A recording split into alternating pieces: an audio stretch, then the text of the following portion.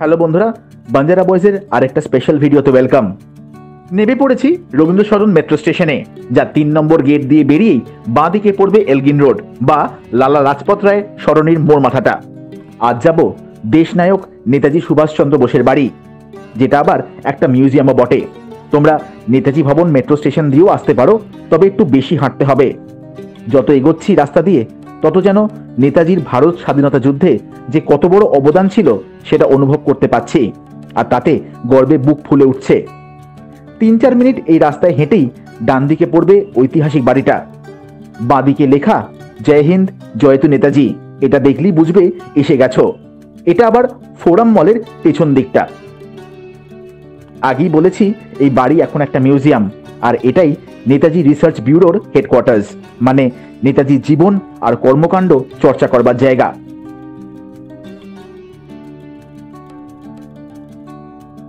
মিউজিয়ামের টাইমিংটা তোমাদের বলে দিই। সোমবার বাদ দিয়ে রোজই খোলা, সকাল 11টা থেকে বিকেল 5টা পর্যন্ত। টিকিটের দাম 20 টাকা হলেও বাচ্চাদের মানে 5 বছরের নিচে বয়স হলে মাথা পিছু 10 টাকা করে পড়বে। টিকিট কাউন্টারের মধ্যেই একটা বুক শপ আছে, যেখানে তোমরা নেতাজিকে নিয়ে লেখা অনেক বই কিনতে পারবে।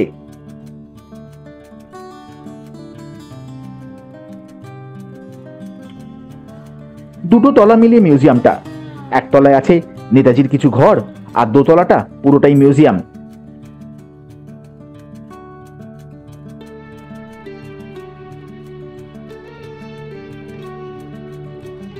মিউজিয়ামে ঢুকবার আগে পড়বে এই কাঁচের মধ্যে রাখা একটা গাড়ি, যার সাথে জুড়ে আছে একটা বিশাল অধ্যায়।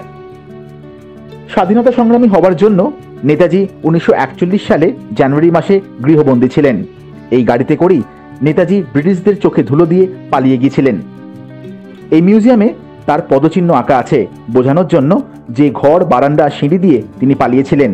পাড়ি দিয়েছিলেন সুদূর বার্লিনে, তারপর জাপান। ব্রিটিশদের বিরুদ্ধে লড়বার জন্য, সেনা সংগ্রহ করবার জন্য তৈরি করেছিলেন আজাদ হিন্দ বাহিনী, গর্জে উঠেছিলেন দিল্লি চলো বলে।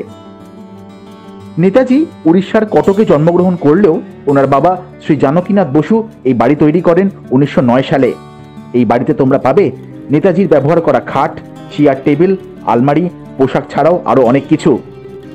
আজাদ হিন্দ বাহিনীর ইউনিফর্ম আর তরোয়ালও পেয়ে যাবে এখানে। আর আছে দুষ্প্রাপ্য কিছু ছবি, সেই সময়কার খবরের কাগজের অংশ, ওনার হাতে লেখা চিঠি। এইসব যদি খুঁটিয়ে পড়ো, বুঝতে পারবে ওনার জীবনে একটাই লক্ষ্য ছিল, দেশের স্বাধীনতা। তার দুঃসাহসিকতার জন্য বিশ্বজয়ী ব্রিটিশরাও কেঁপে উঠেছিল। তিনি বুঝেছিলেন মিটিং, মিছিল, ধর্ণা বা চিঠির আদান প্রদান করে স্বাধীনতা সহজে আসবে না। বন্দুকের সামনে বন্দুক নিয়ে দাঁড়াতে হবে। আজাদ হিন্দ বাহিনী নিয়ে যদি ইন্টারেস্ট থাকে, তাহলে অবশ্যই বলবো আমাদের ভিক্টোরিয়া মেমোরিয়ালের ভিডিওটা দেখে নিও। ডেসক্রিপশনে লিঙ্কটা দেওয়া রইল।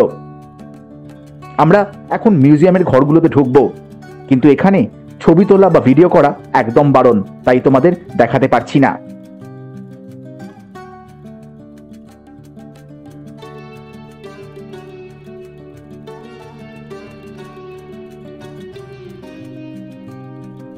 আমাদের মিউজিয়াম দেখা শেষ। সবাইকে বলবো এখানে আসবার জন্য, বিশেষ করে ছোট্ট বন্ধুদের। অনেক কিছু জানতে আর শিখতে পারবে। ভিডিওটা কেমন লাগলো কমেন্ট করে জানিও, শেয়ার করে দিও সকলের সাথে। আশা করি এতক্ষণে নতুন বন্ধুরা চ্যানেলটাকে সাবস্ক্রাইব তো করেই নিয়েছো। আজকের মতন তাহলে টাটা।